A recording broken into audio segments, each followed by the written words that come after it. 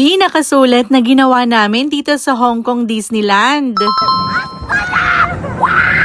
Nakasakay sa 6 popular rides, 4 regular attractions, nakipag-meet and greet. Harap na harap pa kami during parade. At dahil dito sa binook namin, kami lagi ang una sa pila kaya may oras pa kaming kumain at mag-chill.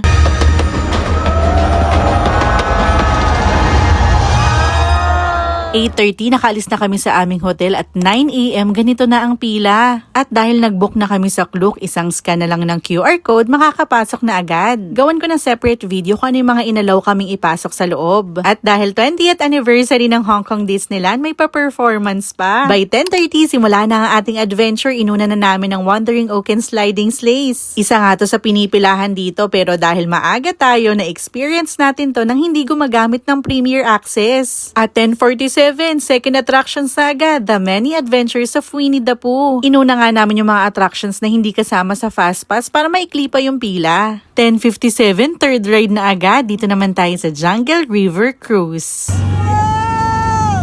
At 11:30, Big Grizzly naman. Hindi muna namin ginamit ang aming Premier Access. Sinulit muna namin na maikli pa yung pila.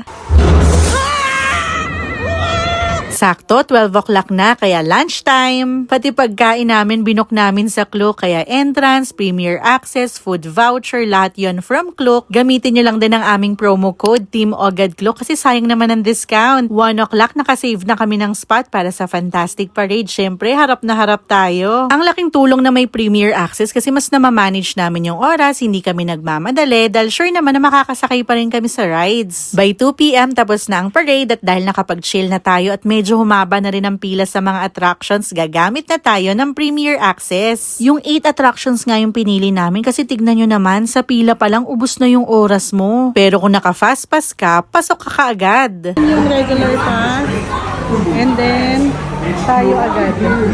At 2:21, It's a Small World na tayo. Very chill, perfect lalo na kung may bata kang kasama. At 3:11, dito naman sa Mickey's Magic.